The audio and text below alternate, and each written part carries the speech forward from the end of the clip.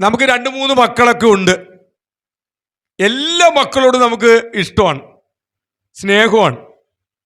പക്ഷെ നമുക്ക് ഏറ്റവും കൂടുതൽ സ്നേഹമുള്ള മകനോ മകളോ ആരായിരിക്കും? പുറത്ത് നമ്മൾ പറയില്ല, നമ്മുടെ ഉള്ളിലിരിക്കും. എങ്ങനെയുള്ള ഒരു മകനെയാണ് മകളെയാണ് നമ്മൾ സ്നേഹിക്കുന്നത്? നമ്മൾ പൂർണ്ണമായി അനുസരിക്കുന്നവരെ, നമ്മോട് തർക്കിക്കാത്ത, നമ്മോട് വാദിക്കാത്ത, തർക്കുത്തരം പറയാത്ത, നമ്മൾ പൂർണ്ണമായും അനുസരിച്ച് കീഴ്പ്പെട്ടുകൊണ്ട് നമ്മൾ പറയുന്ന വാക്ക് കൃത്യമായി ചെയ്യുന്ന ആ കുഞ്ഞിനോട് നമുക്ക് സ്നേഹമുണ്ടാകും. ഇതുപോലെ തന്നെയാണ് ദൈവത്തിനും അതെ. ഇപ്പൊ നമ്മൾ ഇത്രയും പേര് ഇവിടെ ഇരിപ്പുണ്ട്. ഈ ഇരിക്കുന്ന കൂട്ടത്തിൽ ഏറ്റവും കൂടുതൽ ദൈവത്തിന്റെ വചനം അനുസരിച്ച് ജീവിക്കുന്ന ആ വ്യക്തിയോടായിരിക്കും കർത്താവിന് കൂടുതൽ ഇഷ്ടം. അതിന് നമ്മൾ ആരും കുറ്റം പറഞ്ഞിട്ടൊന്നും കാര്യമില്ല. കർത്താവ് എന്തൊരു കർത്താവാണ്, അവനോട് കുറെ സ്നേഹം, എന്നോട് ഇച്ചിരി സ്നേഹം. എന്തുകൊണ്ട് നിന്നോട് ഇത്തിരി സ്നേഹം വരുന്നു? എന്തുകൊണ്ട് അവനോട് കൂടുതൽ സ്നേഹം വരുന്നു? അതിന് കാരണമുണ്ട്. കർത്താവിന്റെ മുമ്പിൽ ഒരു കാരണമുണ്ട്. എന്താണ് ആ കാരണം? അവൾ കർത്താവിന്റെ വചനം ചോദ്യം ചെയ്യാതെ തന്റെ ജീവിതത്തിൽ അനുസരിക്കുന്നു. ഇതുപോലെ പ്രിയപ്പെട്ടവരെ, സഭ വളരണമെങ്കിൽ നമ്മൾ വായിച്ച വാക്യം എന്താണ്? ഒന്ന് വായിച്ചേ. എങ്കിലും വചനം, ചിലരുടെ കുഴപ്പമെന്നറിയാമോ?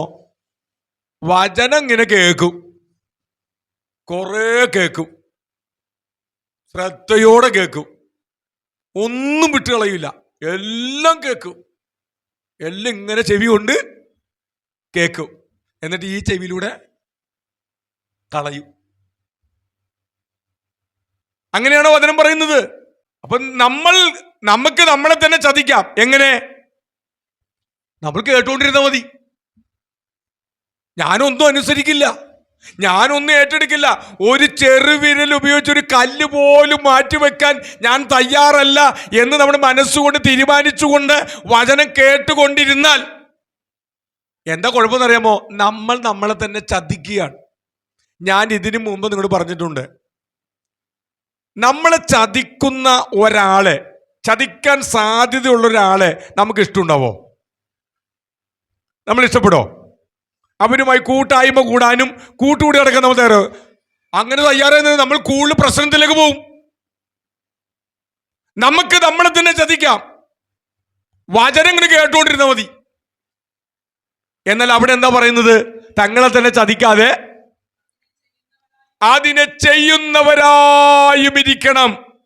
ഈ കേൾക്കപ്പെടുന്ന വചനങ്ങൾ, പ്രസംഗിക്കപ്പെടുന്ന വചനങ്ങൾ, പഠിപ്പിക്കപ്പെടുന്ന വചനങ്ങൾ, വായിക്കുന്ന വചനങ്ങൾ, ധ്യാനിക്കുന്ന വചനങ്ങൾ, ഏതെങ്കിലും മുഖാന്തരത്തിലൂടെ കേൾക്കുന്ന വചനങ്ങൾ, രക്ഷിക്കപ്പെട്ട് സ്നാനപ്പെട്ട് ക്രിസ്തുവിന്റെ സഭയിലായിരിക്കുന്ന ദൈവത്തിന്റെ ജനം എന്ത് ചെയ്യണം? പൂർണ്ണ ഹൃദയത്തോടെ വചനം അനുസരിക്കണം. നമ്മൾ വചനം അനുസരിച്ച് ജീവിക്കാൻ തുടങ്ങിയാൽ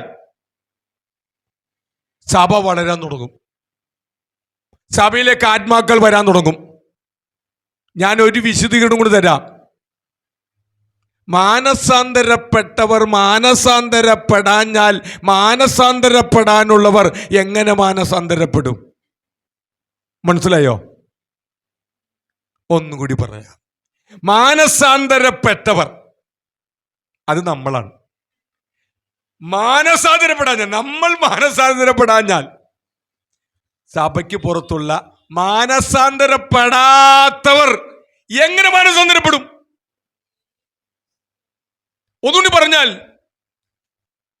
നമ്മൾ ദൈവവചനം അനുസരിച്ചുകൊണ്ട് സഭയിലും നമ്മുടെ ജോലി സ്ഥലത്തും നമ്മുടെ കലാലയങ്ങളിലും നമ്മുടെ അയൽവക്കത്തും നമ്മുടെ ബന്ധുക്കൾക്കിടയിലും നമ്മളുമായി ബന്ധപ്പെടുന്ന എല്ലാവരുടെ മുമ്പിൽ ഈ തിരുവചനം അനുസരിച്ചുകൊണ്ട് ജീവിക്കാൻ തുടങ്ങുമ്പോൾ ആ ജീവിതം നമ്മുടെ മുന്നിൽ നമ്മളെ കാണുന്ന, നമ്മളെ കേൾക്കുന്ന മറ്റു മനുഷ്യരെ ശ്രദ്ധിക്കാൻ തുടങ്ങും.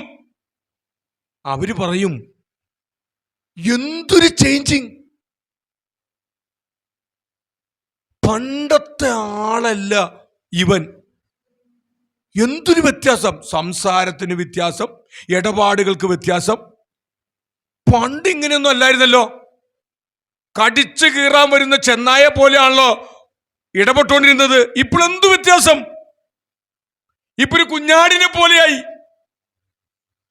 അപ്പോൾ അവർ തിരക്കും, എന്താണ് ഈ മാറ്റത്തിന് കാരണം? അപ്പൊ ആൾക്കാർ പറയാൻ തുടങ്ങേ, അവനെ ആ പാസ്റ്ററുടെ സഭയിൽ കുറെ കാലമായിട്ട് ഇപ്പൊ പോകുന്നുണ്ട്, ആരാധനക്ക് പോകുന്നു. ആ പെന്തിക്കോസ് സഭ, അസംബ്ലീസ് ഓഫ് ഗോഡ് നെടുമ്പാശ്ശേരി സഭയിൽ പോകുന്നുണ്ട്. എല്ലാ ഞായറാഴ്ചയും പോകുന്നുണ്ട്, വെള്ളിയാഴ്ചയും പോകും. അതാണ് കാരണം.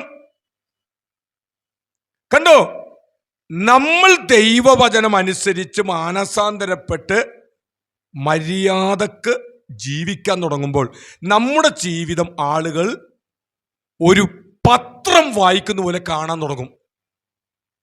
അപ്പോൾ അവർ ക്രിസ്തുവിനെ അറിയും.